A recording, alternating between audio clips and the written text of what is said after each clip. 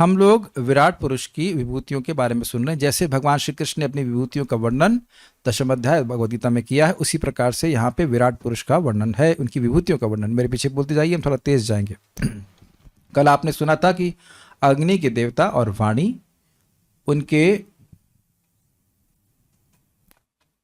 श्लोक देखिए कहां से प्रकट हुए। हाँ, मिक्सअप हो गया सब कुछ।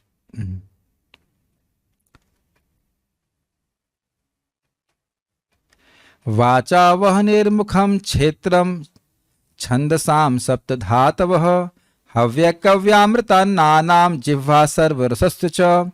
भगवान के मुख से वाणी और उसके अधिष्ठाता देवता अग्नि की उत्पत्ति हुई है। उनका मुख उसका उत्पत्ति स्थान है। क्षेत्र मतलब उत्पत्ति स्थान। छंदसाम सप्तधातव, नहीं नहीं नहीं नहीं, उनके मुख से। मुख इज डिफरेंट फ्रॉम जिवा। मुख छंदसाम सप्तधातवः, उनकी सप्त धातुओं से गायत्री आदि 7 छंदों की उत्पत्ति हुई। और उनकी जिह्वा से हव्य अर्थात देवताओं को स्वीकृत अन्न, कव्य अर्थात पितरों को स्वीकृत अन्न, और अमृत अर्थात उनको अर्पित जो अवशिष्ट हैं मनुष्य का भोजन है वह है हुए। और सर्वरस, हर प्रकार के रस और उनकी रसन इंद्रियों से उत्पन्न हुए। ठीक, अब हम आगे देखते हैं। मेरे पीछे बोलिए। सर्वासुनाम च वायुश्च, नहीं पूरा पूरा बोलूंगा। सर्वासुनाम च वायोश्च तन्नासे परमायणे। सर्वासूनां च वायुश्च तन्नासे परमायणे। सर्वासुनाम च वायोश्च तन्नासे परमायणे। सर्वासूनां च वायुश्च तन्नासे परमायणे। अश्विनीरोषधीनां च घ्राणो मोद प्रमोदयोः। अश्विनोरोषधीनां च घ्राणो मोद प्रमोदयोः। बहुत अच्छे अर्थ है इसमें। कहाँ मैंने मिक्सअप तो नहीं, इसमें प्रभुपाद जी का तात्पर्य नहीं है, केवल अनुवाद देखते हैं। उनके दोनों नथुने हमारे श्वास के तथा अन्य सभी प्रकार के वायु के जनन केंद्र हैं। उनकी घ्राण शक्ति यानी कि सूंघने की शक्ति से अश्विनी कुमार तथा समस्त प्रकार की जड़ी बूटियां उत्पन्न होती हैं, और उनकी श्वास शक्ति से विभिन्न प्रकार की सुगंधियां उत्पन्न होती हैं। अन्वय देखिए। सर्व असु नाम, असु का मतलब होता है प्राण। तो कहते हैं हम लोगों के सभी प्राणों च वायु, तथा वायु के, वायु जो आसपास बह रही है वो, और प्लस हमारे जो प्राण हैं, 5 प्रकार के प्राण होते हैं, उनके तत नासे परमायणे, उन विराट पुरुष के नाक के छिद्र दिव्य जनन बिंदु केंद्र हैं। आयन का अर्थ ही होता है स्थान, शरण स्थान। जैसे नारायण जो सभी नारों के जीवों के आश्रयभूत हैं। तो परम आयन मतलब, परम मतलब दिव्य। तो ये जो भगवान की 2 नासिकाएं हैं वह सारे प्राणों के, हम सभी के जो प्राण हैं और जो आसपास जो वायु दिखती उसके दिव्य उत्पत्ति केंद्र हैं। स्पष्ट है। अश्विनौ च यानी अश्विन कुमार। अश्विनौ शब्द यहाँ पे अश्विनौ होना चाहिए, यानी अश्विनी 2 शब्द, 2 लोग हैं। तो अश्विनी कुमार 2 हैं। देवता तथा औषधि नाम समस्त जड़ी बूटियां मोद प्रमोदयः च ग्रहण। अब देखिए, मोद और प्रमोद आप सुख के अनुभव में करते हैं। मोद मतलब आनंद और प्रमोद मतलब प्रकृष्ट आनंद, लेकिन यहां अर्थ लिया गया है सामान्य गंध और विशेष गंध। यह भी घ्राणा, उनकी घ्राण शक्ति से उत्पन्न होती है। किनके? विराट पुरुष के। तो यहां पे जो अर्थ विशेष देखना है वो है मोद और प्रमोद। मैं इस पर थोड़ा सा सोचने लगा था ये क्या अर्थ है। सामान्य अर्थ आप मोद क्या लेते हैं? आनंद, और प्रमोद का मतलब विशेष आनंद। तो मोद और प्रमोद तो सामान्य और विशेष के अर्थ में है, लेकिन मोद का अर्थ गंध होता है, ये हमको नहीं पता था, मतलब पहली बार मैंने देखा। मोद मतलब सामान्य गंध और प्रमोद मतलब विशेष गंध जो बहुत सुख कर लगती है, वह उनकी घ्राण शक्ति से उत्पन्न हुई। स्पष्ट है। श्रीधरी। सर्वासुनाम अर्थात हम लोगों के प्राण, अपान, समान, व्यान तथा उदान, ये 5 प्राण होते हैं। इन सभी प्राणों के परमायणे अर्थात उत्तम उत्पत्ति स्थान भगवान के नासे अर्थात दोनों नासारंध्र हैं, तथा मोद प्रमोदयोश्च अर्थात समान एवं विशेष गंधों के श्रेष्ठ उत्पत्ति स्थान विराट पुरुष की घ्राणेन्द्रियां। तो अब स्पष्ट है, जैसे कि भगवान भगवद गीता में बताते हैं 10वें अध्याय में प्रभुपाद समझाते हैं कि कोई व्यक्ति जगत की वस्तुओं को देखता है, उनको भगवान की विभूति के रूप में देखता है तो भगवान का स्मरण होता है। उसी प्रकार से यहाँ पे व्यक्ति इन वस्तुओं को जगत में देख रहा है, उनका अनुभव करके उसे विराट पुरुष की स्मरण होगा, भगवान का स्मरण होगा, उसे वो शुद्ध होगा। Got it? नेक्स्ट मेरे पीछे बोलिए। रूपाणाम तेजसाम चक्षुर्दिवः सूर्यस्य चाक्षिणी, रूपाणां तेजसां चक्षुर्दिवः सूर्यस्य चाक्षिणी, कर्णौ दिशां च तीर्थानां श्रोत्रमाकाश शब्दयोः, कर्णादिशां च तीर्थानां श्रोत्रमाकाश शब्दयोः, रूपाणां तेजसां चक्षुर्दिवः सूर्यस्य चाक्षिणी, रूपाणां तेजसां चक्षुर्दिवः सूर्यस्य चाक्षिणी, कर्णौ दिशां च तीर्थानां श्रोत्रमाकाश शब्दयोः, कर्णादिशां च तीर्थानां श्रोत्रमाकाश शब्दयोः। उनके नेत्र सभी प्रकार के रूपों के उत्पत्ति केंद्र हैं, वे चमकते हैं तथा प्रकाशित करते हैं। उनकी पुतलियां नेत्र गोलक सूर्य तथा दैवी नक्षत्रों की भांति हैं। उनके कान सभी दिशाओं में सुनते हैं और समस्त वेदों को ग्रहण करने वाले हैं। उनकी श्रवणेन्द्रिय आकाश तथा समस्त प्रकार की ध्वनियों की उद्गम है। देखिए अन्वय देखिए।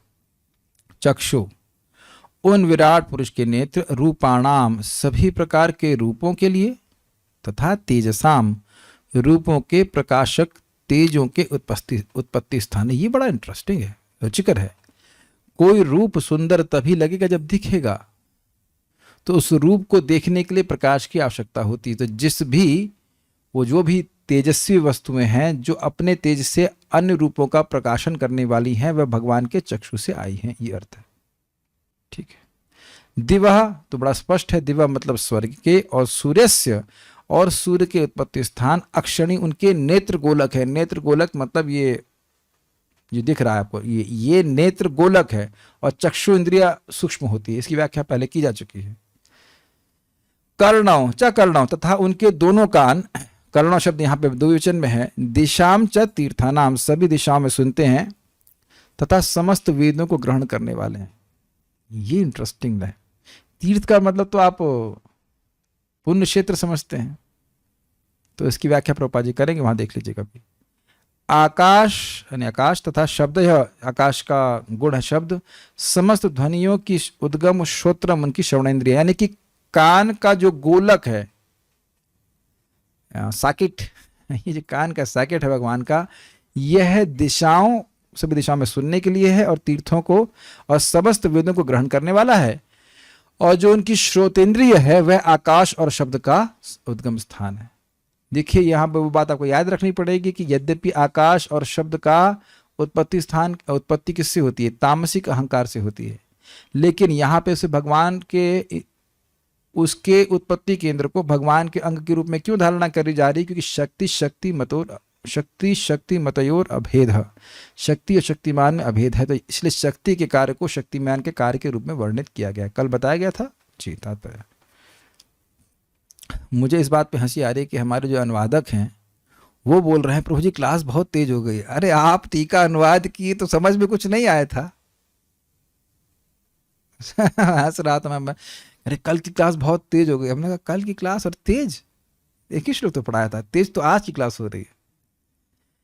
देखिए तेज क्यों लग रही है पता है? वो पुराने विषय विस्मृत हो गए, इसलिए अगर वो सब याद रहे कि अहंकार क्या है और सब बातें क्या हैं, तो अब आप देखिए हम बस उसको रेफर करके ही पढ़ते चले जा रहे हैं। इस तरह से हम सामान्यता पढ़ते नहीं हैं, आते हैं सुन लिया कुछ, कोई स्टोरी सुन ली फिर चले गए वापस, ऐसे करते हैं ना श्रीमद् भागवत में, मोस्टली तो ऐसे करते हैं। कहीं बोलता है अच्छा आपने वो दूसरे अध्याय में जो पढ़ा था ना वो यहाँ पे रेफर कर रहा हूं, कभी आज तक ऐसा होता है, कभी नहीं होता, इसलिए शायद कठिनाई का अनुभव होगा। लेकिन अगर आपने इसी स्कंद को ठीक से जैसे पढ़ाया गया, जितना ठीक से पढ़ाने का प्रयास किया गया था, अगर आपने ध्यान से देखा होगा वो अहंकार और सारा कुछ, तो मेरी बात समझने में कठिनाई नहीं होगी। भगवद गीता में भी इसी प्रकार से हम लोग कर रहे हैं, पुरानी बात पढ़ लेते हैं तो पुरानी को रेफर कर लेते हैं, ये चीज़ है। इस लाइक भागवत अध्यापन, it has to be like this. आप लोग ये जो पढ़ाते थे बायोलॉजी, हिस्ट्री, ज्योग्राफी, तो उसमें भी तो ऐसे पढ़ाते थे कि भाई ये पहले चीज़ पढ़ा चुके हैं, उसके बाद आगे पढ़ा रहे हैं, नहीं? तात्पर्य, कभी कभी तीर्था नाम शब्द की व्याख्या तीर्थ स्थलों के रूप में की जाती है, किंतु श्रीला जीव गोस्वामी का कहना है कि यह वैदिक दिव्य ज्ञान के ग्रहण करने के लिए प्रयुक्त है। वैदिक ज्ञान के समर्थकों को तीर्थ कहा भी जाता है। आप बहुत बार सुने होंगे, अगर नाम नहीं सुना है, बहुत जैसे भक्ति तीर्थ महाराज, सुना है आपने नाम, है ना? रूपा जी के शिष्य हुए, सन्यासी हुए। तो इस प्रकार से बहुत सारे सन्यासियों के आगे तीर्थ जोड़ लिया जाता है। वैसे यह कहा भी जाता है कि जो व्यक्ति भगवान के यश को गाता है वो चलता पीता तीर्थ हो जाता है। क्यों? क्योंकि भगवान का यश पवित्र करने वाला है। जिस स्थान में भगवान का यश बोला जाता है वो तीर्थ हो जाता है। ये बात है, बोल रहे कि तीर्था नाम मतलब वेद के ज्ञान को ग्रहण करने वाले उनके कान हैं। ये वो काफ़ी इंटरेस्टिंग है कि भगवान भौतिक वार्ता को सुनने में इंटरेस्टेड नहीं है।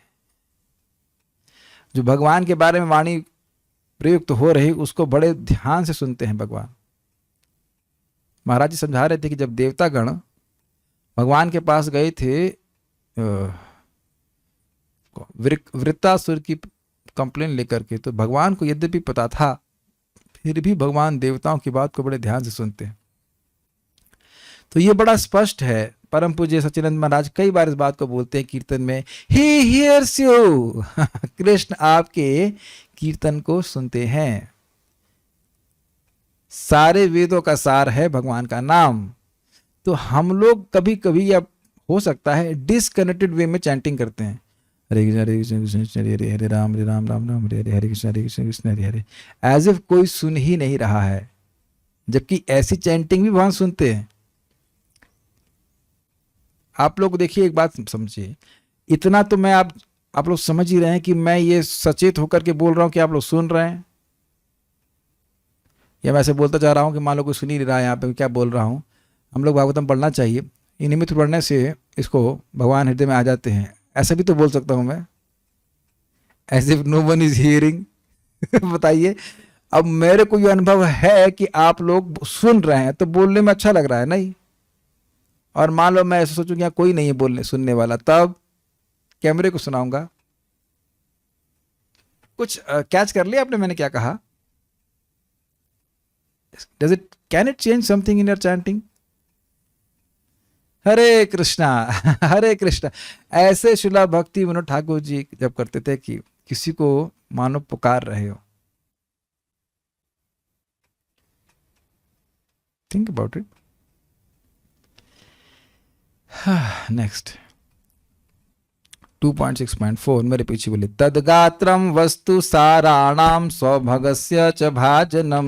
तद्गात्रं वस्तु साराणां सौभगस्य च भाजनम्। त्वगस्य स्पर्शवायोश्च सर्वमेधस्य चैव हि। त्वगस्य स्पर्शवायुश्च सर्वमेधस्य चैव हि। तद्गात्रं वस्तु साराणां सौभगस्य च भाजनम। तद्गात्रं वस्तु साराणां सौभगस्य च भाजनम्। त्वगस्य स्पर्शवायोश्च सर्वमेधस्य चैव हि। त्वगस्य स्पर्शवायुश्च सर्वमेधस्य चैव हि।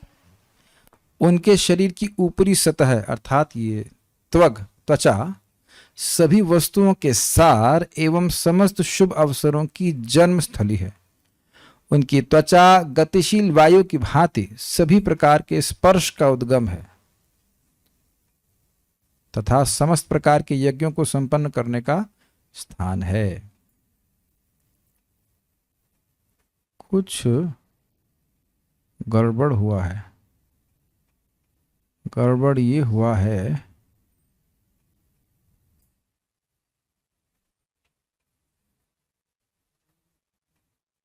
नहीं, टीका मिस प्लेस हो गई है।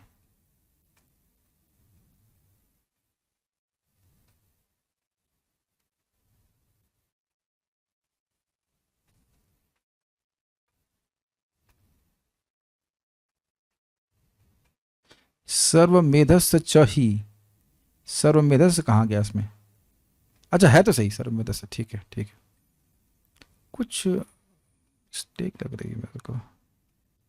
हाँ हाँ हाँ हाँ, जो 2.6.5 का अन्वय है वो 2.6.4 में चला गया, ऐसा लग रहा है कि सही?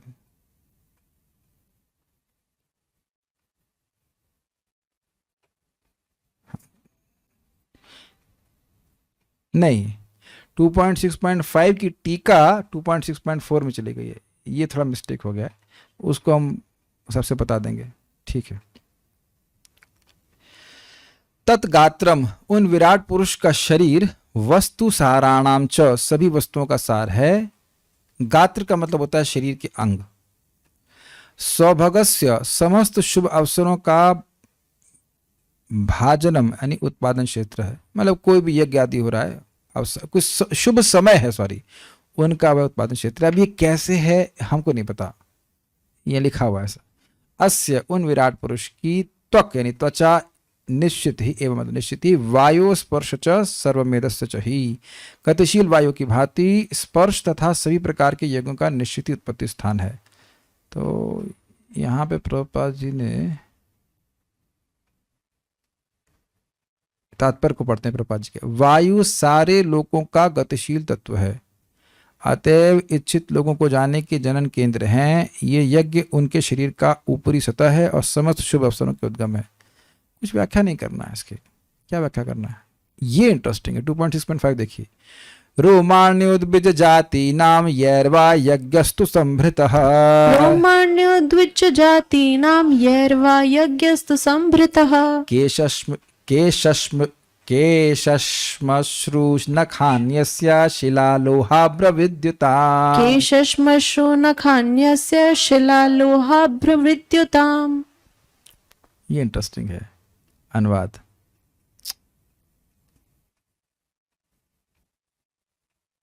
अरे भाई, उनके शरीर के रोम समस्त प्रकार की वनस्पति के कारण हैं, विशेष रूप से उन वृक्षों के जो यज्ञ की सामग्री यानी अवयव के रूप में काम आते हैं।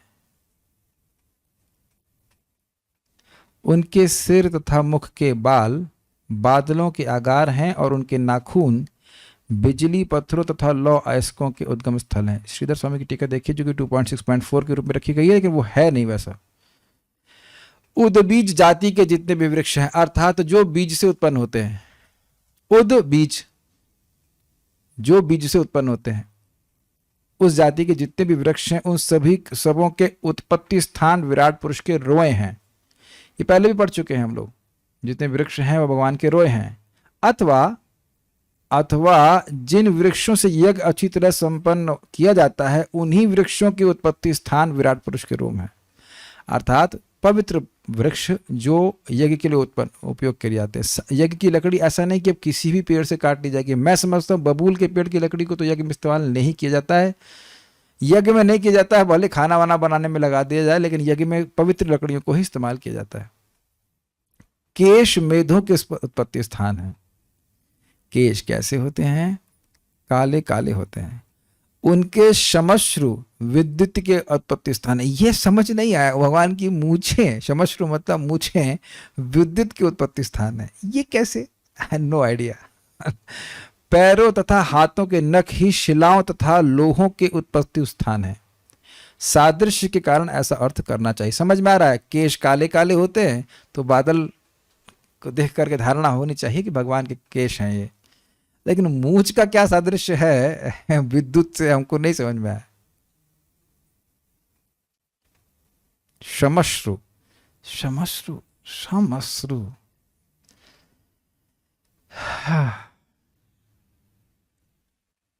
शमश्रु का क्या मतलब होता है?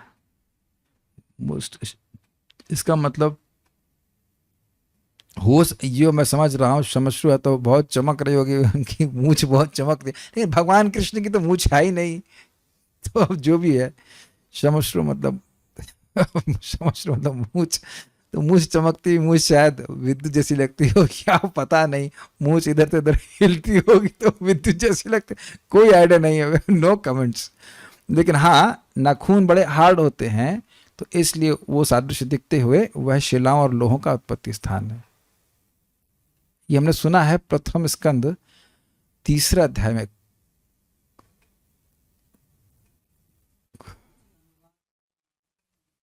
हाँ हाँ,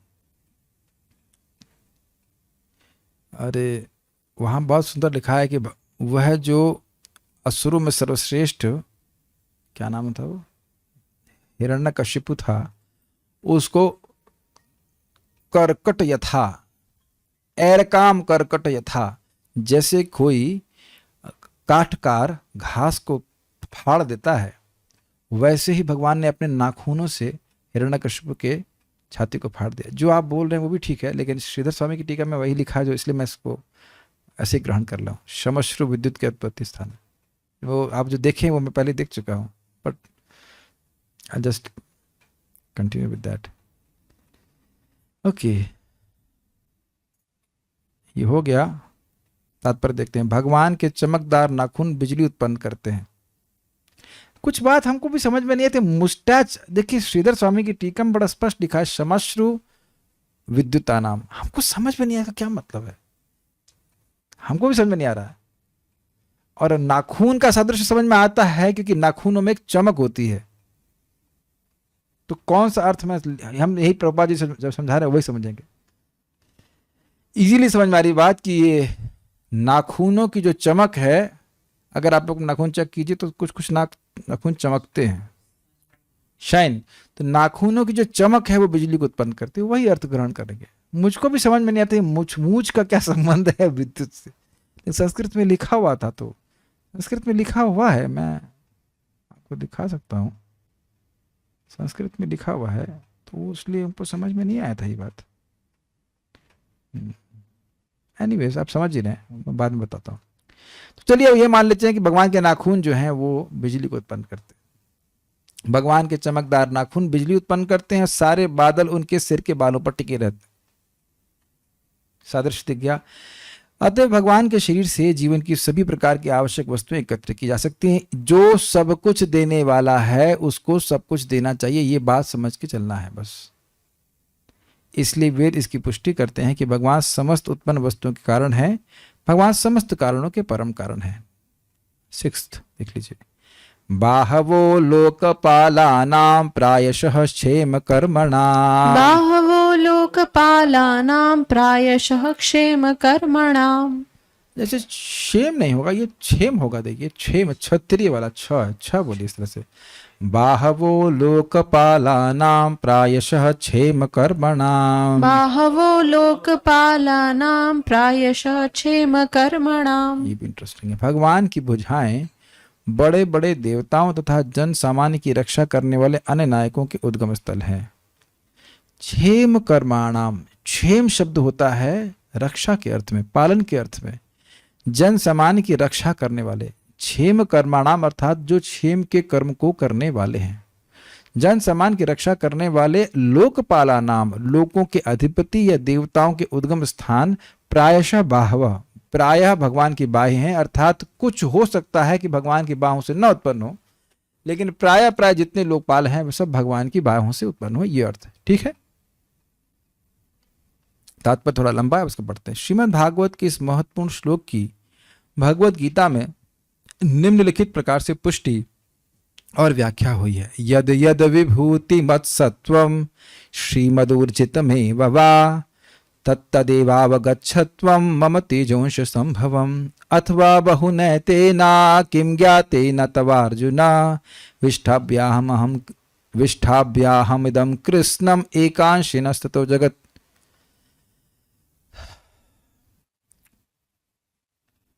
इसको प्रभुपाद ने अनुवाद नहीं किया है। यद यद विभूति मत सत्वम, किसी भी सत्व अर्थात व्यक्ति को आप विभूति मत, विभूति से युक्त देखते हैं, तो श्रीमद या श्रीमद अर्थात सौंदर्य से देखते हैं। ऊर्जितमेव वा, अथवा ऊर्जित अत्यंत ऊर्जावान देखते हैं।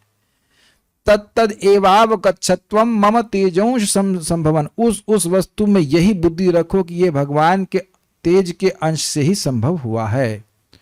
अब ये बहुत महत्वपूर्ण बात है। इस जगत में प्रायः हम लोग किसी तेजस्वी व्यक्ति को देखते हैं तो उससे ईर्ष्या करते हैं, उसको नीचे घसीटने का प्रयास करते हैं, या ना भी कर सकें प्रयास, इतना सामर्थ्य ना हो, लेकिन अच्छा नहीं मानते ये व्यक्ति हमसे अधिक तेजस्वी क्यों है।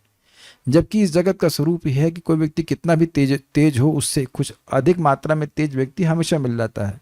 इसलिए नंबर 1 बनने का प्रयास मूर्खता है कि कोई ना कोई व्यक्ति आपको आपसे श्रेष्ठ मिल ही जाएगा। जैसे प्रहलाद महाराज, पूरा जगत हिरण्यकशिपु से डरता था, लेकिन उनका बेटा प्रहलाद महाराज नहीं डरता था उनसे। अपने बच्चों से आदमी हारता है, हार गए ना हिरण्यकशिपु। तो हम बात ये कर रहे थे कि इस जगत में कोई भी विभूति दिख रही है तो वह भगवान के तेज से हो रही है। अगर उससे ईर्ष्या करते हैं, उस व्यक्ति से या वस्तु से, किसी भी व्यक्ति से हम लोग, तो हम भगवान से ही ईर्ष्या कर रहे हैं। और अगर हम हर वस्तु को भगवान की विभूति के रूप में देखने का सामर्थ्य जागृत कर चुके हैं तो हर वस्तु के प्रति सम्मान की भावना होगी। ऐसा नहीं है कि मैं इसको बोल रहा हूं तो अप्लाई कर ही पाता हूं, लेकिन अपने को भी याद दिलाता हूं। जैसे अब सूर्य देवता को हम देखते हैं तो बहुत बार भक्त उनको प्रणाम भी नहीं करते, अनन्यता के नाम पर। ये अपराध है।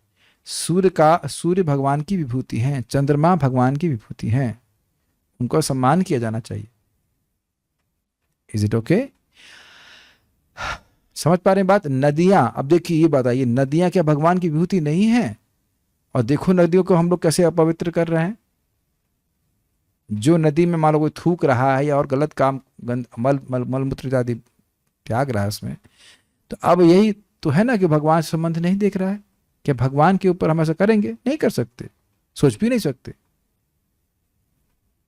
बहुत सीरियस श्लोक है ये।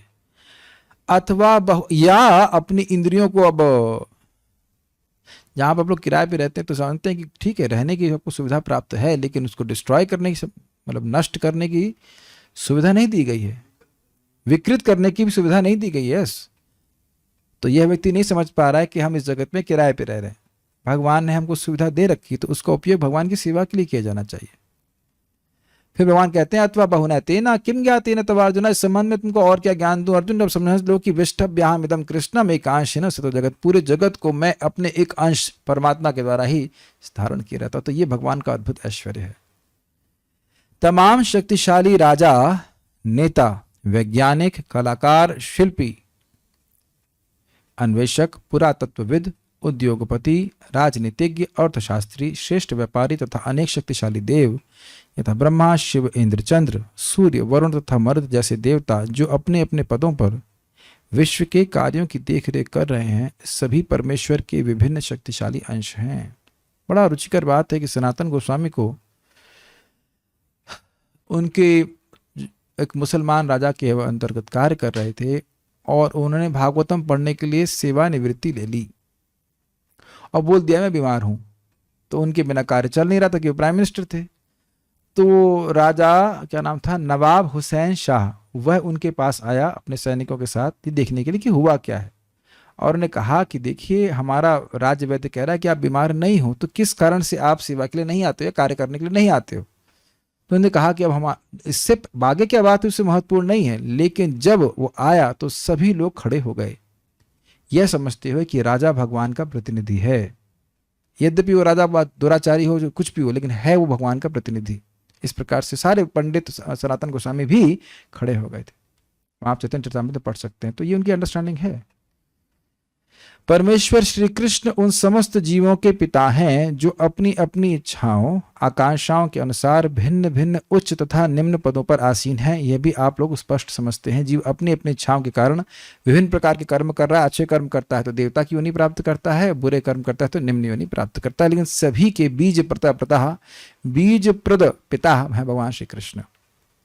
उनमें से कुछ, जैसा कि विशेष रूप से ऊपर कहा जा चुका है, भगवान की इच्छा अनुसार विशिष्ट शक्ति से संपन्न है। क्यों? क्योंकि वो अपने स्वेच्छा का सदुपयोग किया, उन्हें भगवान की आज्ञा मानी, तो भगवान उनको और शक्ति प्रदान करते हैं। जैसे अब आगे 8वें स्कंद में पढ़ेंगे, क्या नाम है उन राजा का, विवस्वान तो इस समय है, अब उससे पहले क्या थे वो, विवस्वान नहीं थे, मनु, वैवस्वत मनु हैं। पीछे चलो, सत्यव्रत राजा, राजा सत्यव्रत भगवान मत्स्य अवतार के महान भक्त थे और भगवान की कृपा से वह अब मनु है, उन्हीं के शासन में हम लोग हैं। वैवस्वत मनु वही हैं। तो भगवान की आज्ञा मानी तो राजा थे, राजा से सीधे मनु बन गए। और मनु की उम्र कितनी होती है? 1 मनवंतर, मतलब 71 चतुर्युग।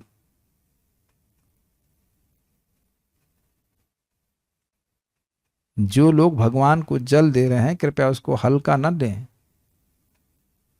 भगवान के लिए एक छोटी सी छोटी कार्य भी असीमित लाभ देने वाले हैं। भगवान के लिए भोजन बनाने वाले व्यक्ति, माता जी लोग जो बनाने भगवान के लिए खाना बनाते हैं, इसको कृपया सामान्य न ग्रहण करें। और जो सुबह हरे कृष्णा कृष्ण कृष्ण हरे हरे, हरे राम राम राम हरे हरे, ऐसा करके अपनी वाणी को भगवान को समर्पित करते हैं, अब उनकी गति को तो कौन समझ पाएगा। बुद्धिमान मनुष्य को यह निश्चित रूप से समझ लेना होगा कि जीव चाहे कितना ही शक्तिशाली क्यों ना हो, न तो पूर्ण होता है न स्वतंत्र होता है, अर्थात वह हर समय भगवान के ऊपर ही आश्रित रहता है।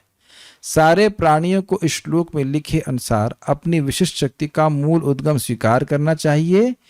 यदि वे इसके अनुसार कर्म करते हैं तो वे अपने वृत्तिप्रक कर्मों को करने मात्र से जीवन की सर्वोच्च सिद्धि प्राप्त कर सकते हैं, और यह सिद्धि है शाश्वत जीवन, पूर्ण ज्ञान तथा अक्षय आशीष। यह प्रभुपाद ने क्या कहा और क्यों कहा? देखिए, अगर व्यक्ति यह समझेगा कि ये शक्ति जो मेरे पास है वह भगवान ने दी है, तो भगवान की सेवा में उसे नियोजित करेगा। उसके बाद उसको मिल जाएगा शाश्वत जीवन, पूर्ण ज्ञान और अक्षय आशीष। समझ में आ गया? धन है, वाणी है, बुद्धि है, या जो कुछ भी है, अगर भगवान की सेवा में लगाता है तो उसको असीमित लाभ प्राप्त होता है। प्राणेर अर्थिर धिया वाचा श्रेय आचरणम सदा। प्राण से, अर्थ यानी धन से, धिया यानी बुद्धि से, और वाणी से व्यक्ति को श्रेय के आचरण के लिए, भगवान की सेवा के लिए इसको उपयोग करना चाहिए। बात बहुत सिंपल है ही सिंपल। लेकिन देखिए, इस जगत में सभी लोग इस बात को नहीं जानते हैं कि उनकी वाणी का स्रोत, उनके मन का स्रोत, उनके धन आदि का स्रोत, या जो कुछ भी है उसका स्रोत भगवान है। इसीलिए उन्हें भगवान की सेवा में नहीं नियोजित करते। यस, जब तक विश्व के शक्तिशाली व्यक्ति अपनी अपनी शक्तियों के उद्गम को अर्थात भगवान को स्वीकार नहीं करते, तब तक माया के सारे कार्यकलाप चलते रहेंगे। वे माया में बद्ध रहेंगे। माया के कार्य ऐसे होते हैं कि शक्तिशाली व्यक्ति भ्रामक भौतिक शक्ति द्वारा दिग्भ्रमित होकर अपने को इस विश्व में सर्वे सर्वा मान बैठता है और इस चेतना का विकास नहीं कर पाता। ये बहुत सुंदर बात है जो हाईलाइट करी गई है। Power corrupts and absolute power corrupts absolutely. कौन थे जो अजगर बन गए थे, स्वर्ग गए थे पहले? क्या नाम था? ना से कुछ नाम है, नभ ना, एक राजा हुए थे, उनका नाम भूल रहा हूं। नहुस महाराज। नहुस महाराज किसी कारण से इंद्र बन गए, तो वहां जाकर अब इंद्र की पत्नी पे ही कुदृष्टि डालने लगे। ये नहीं समझ रहे कि व्यवस्था भगवान ने उनको दी है, ये पोजीशन भगवान ने दी है। हर व्यक्ति को स्वीकार करना होगा कि हम पूर्ण रूप से भगवान पे आश्रित हैं।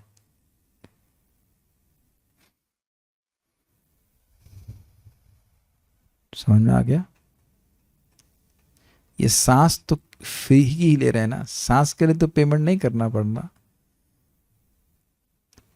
इस माइक स्टैंड को किनारे कर दीजिए, भक्तों के बीच में नहीं है। हाँ, अन्न पैसे से नहीं मिलता, लगता जरूर है पैसे से मिल रहा है, लेकिन पैसे से आप अन्न नहीं उगा सकते। और नहीं तो फिर सब लोग, नहीं तो पैसे, फिर अन्न के खादान बैंक में भर जाते कि नहीं। पैसे के महत्व है, और वो भी तो भगवान से आ रहा है।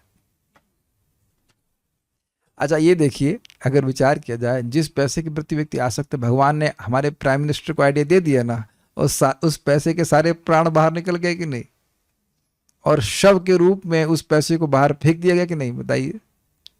एक ही दिन के अंदर, एक रात कहा जाए, एक रात के अंदर सारे प्राण खींच लेगी ना वहां से कि नहीं?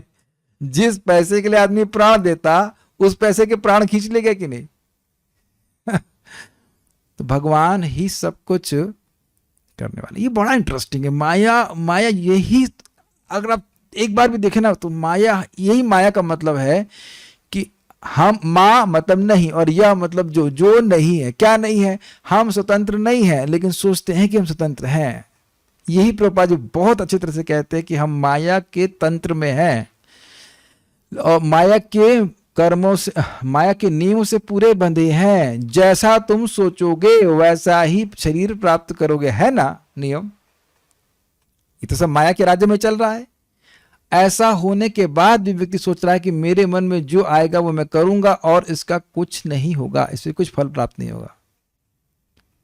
मेरे मन में जो आएगा वो मैं करूंगा, ये भावना बद्ध जीव की बहुत बनी रहती है। इसीलिए शास्त्र श्रवण करके व्यक्ति को नियम से बंधने का प्रयास करना चाहिए, उससे वह मुक्त हो जाता है। Regulative principles of freedom. मैं स्वतंत्र नहीं हूं, हर व्यक्ति को समझना होगा और तब वह भगवान के शरणागत होगा, भगवान के अनुसार चलेगा। ठीक। फलस्वरूप संसार क्या होगा, कहां पहुंच गए?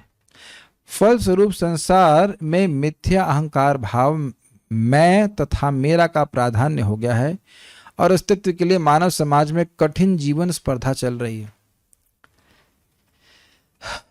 पता नहीं है भक्तों को, मैं समझता हूं भक्तों को अनुभव होने लग गया होगा कि जो लोग अच्छे से भक्ति करते हैं उनको सोचने का समय ही नहीं रहता कि उनका फ्लैट दूसरे फ्लैट के फ्लैट से अलग दिख रहा है या नहीं। समझ में आ गया ना बात? और पहले नहीं तो यही चिंता रहती थी, पेंटिंग कराना है कि नहीं, एक और घर बनवा लें, पता नहीं कोई गेस्ट आएगा, सोफा कम हो गया, ये लैंड का ना, देख रहे हैं। यही दिखा रहा है कि देह की भावना बढ़ी हुई है। और भक्ति करते हैं तो एकदम, शायद मैं समझता हूँ चित्त में नहीं आता हो कि हमारा फ्लैट कैसा है, हमारा घर कैसा है, उससे श्रेष्ठ है कि नहीं। नहीं, एक सहज शांति का अनुभूति करता है। आप ये महसूस कर रहे हैं कि जीवन की स्पर्धा नष्ट हो गई, नष्ट ही हो गई है, एकदम जीरो हो गई है, किसी से कोई स्पर्धा नहीं है। गृहस्थ भक्तों को भी आप लोगों का ऐसा अनुभव नहीं हो रहा कि दूसरे का महल बना है तो ज्यादा सुखी है, ये कुछ भावना कभी नहीं आती है, नहीं आती ना? Very good. तो सोचिए अगर सभी लोग इस प्रकार से भक्ति करने लग जाए तो सारी स्पर्धा समाप्त हो जाएगी कि नहीं? अच्छा, यह भी नहीं होता ना कि मान लो कोई अब 192 माला कर रहा है, 64 कर रहा है तो आप रोते बैठे, अरे वो उतना कर रहा है, हम तो कर ही नहीं रहे, भाई हम जितना कर पा रहे उतना कर पा रहे। स्पर्धा नहीं होती, प्रोत्साहन होता है लेकिन स्पर्धा नहीं होती।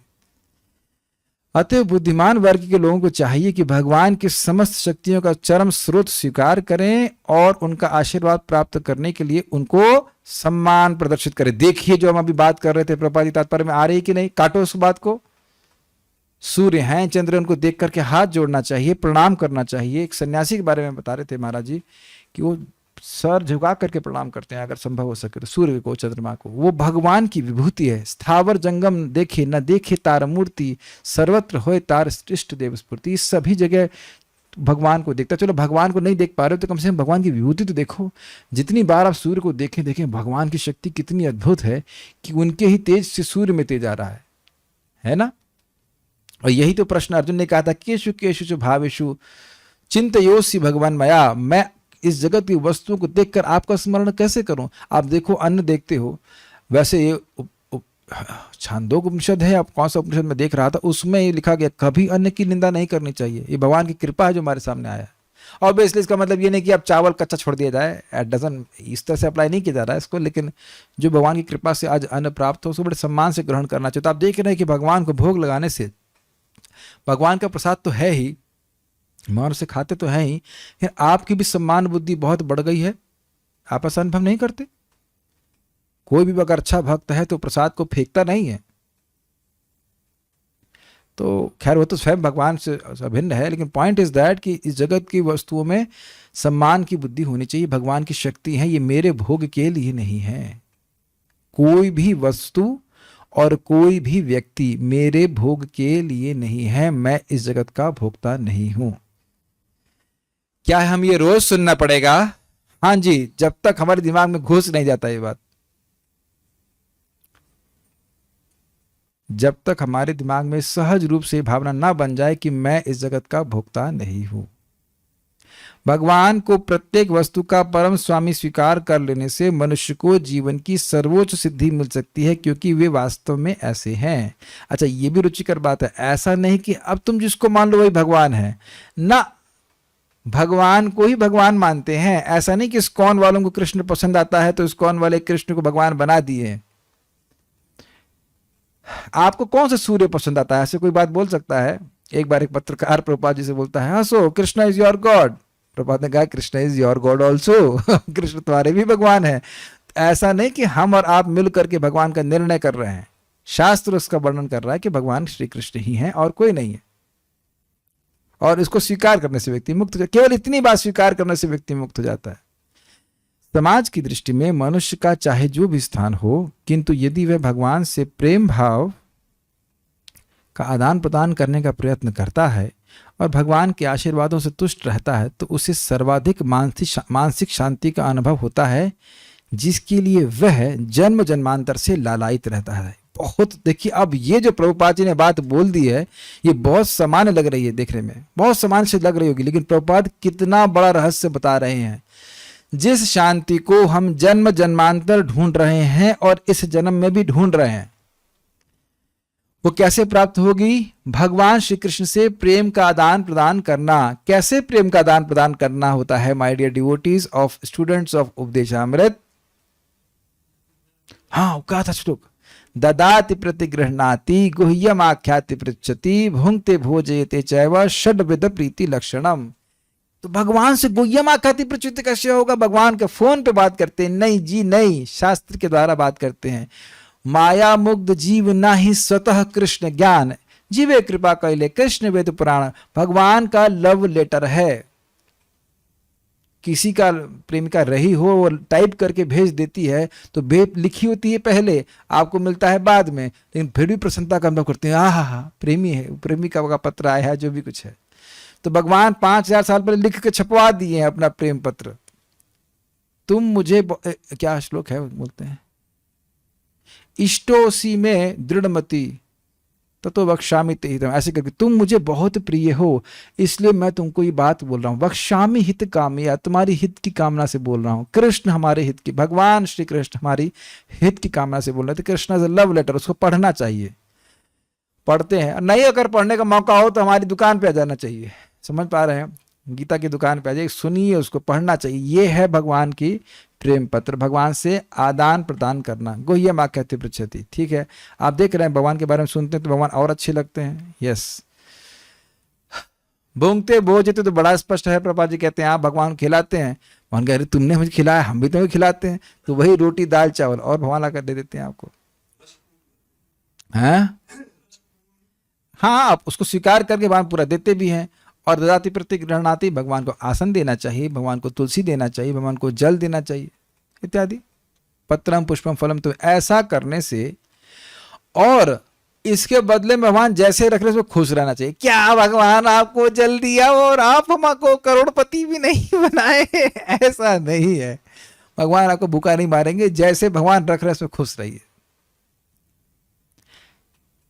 मतलब बेसिक नेसेसिटीज सबको चाहिए ही, और भगवान देते भी हैं, लेकिन ज्यादा हाय तौबा नहीं करना चाहिए।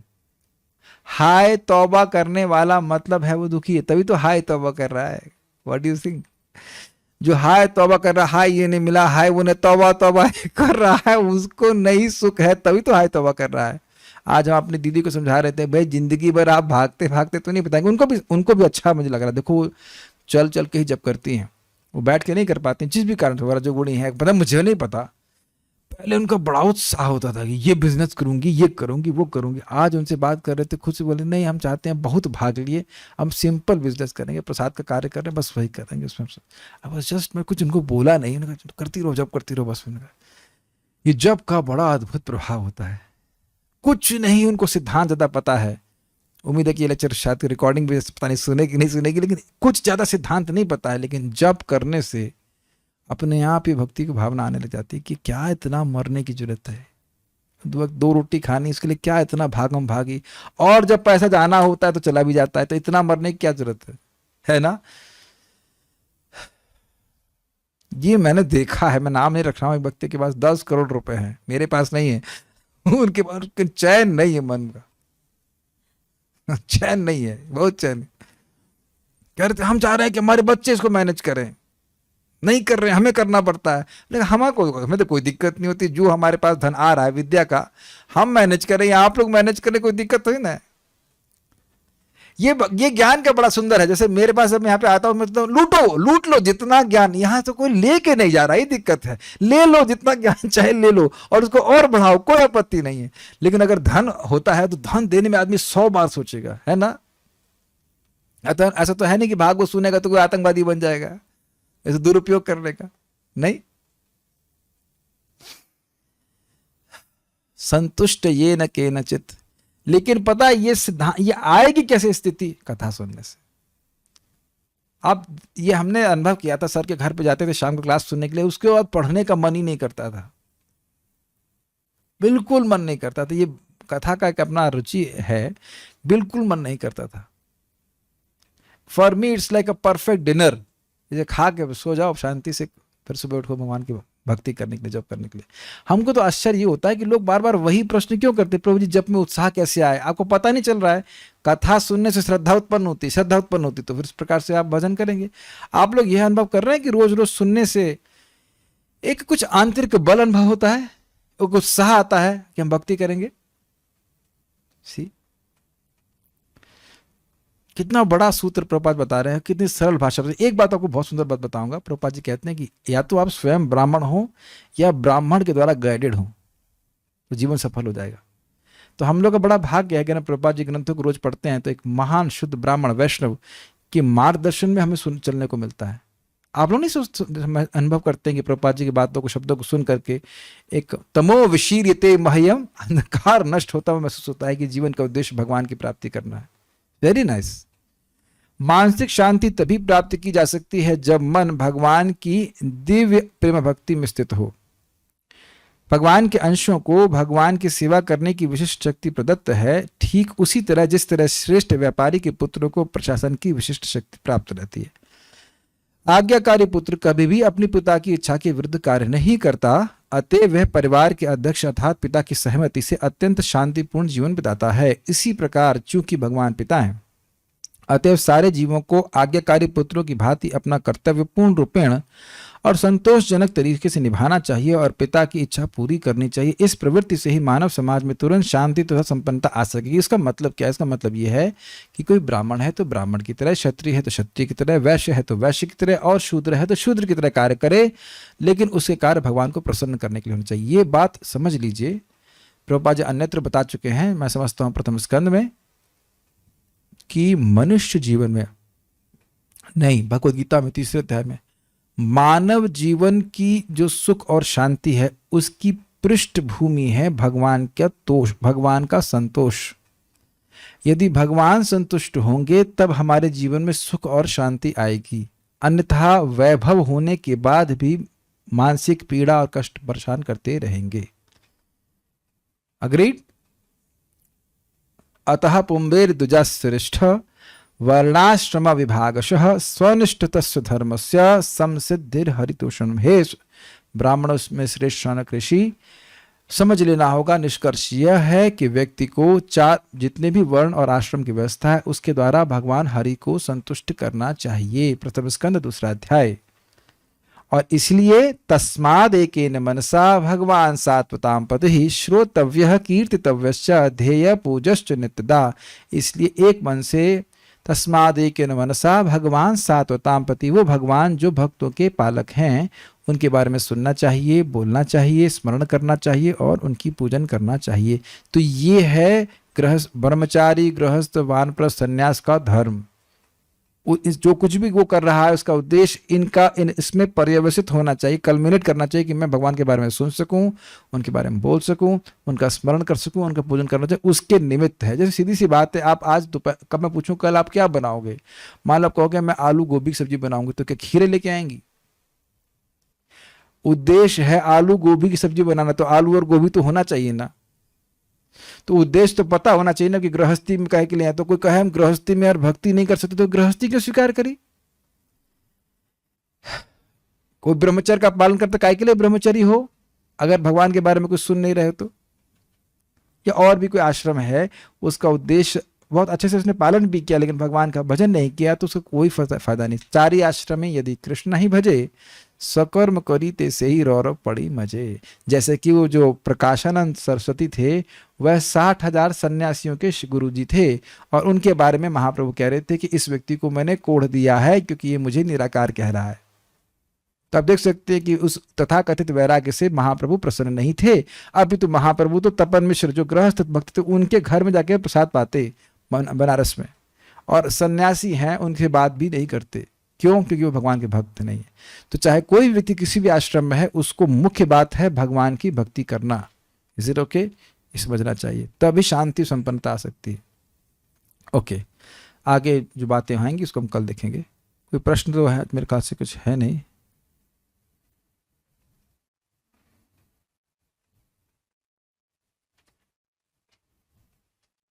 एक प्रश्न हो रहा है कि यहाँ पे परम का अर्थ दिव्य बताया गया है, तो क्या विराट पुरुष दिव्य हैं? देखिए, विराट पुरुष की कल्पना की जा रही, तो दिव्यता की बात नहीं, लेकिन उसका संबंध भगवान से है, इसलिए दिव्य बोला जा रहा है। ओके, और कोई प्रश्न नहीं? So will stop here and do पारायण। श्रीमद् भागवतम की जय, श्रील प्रभुपाद की जय, निताई गौर प्रेमानंदे।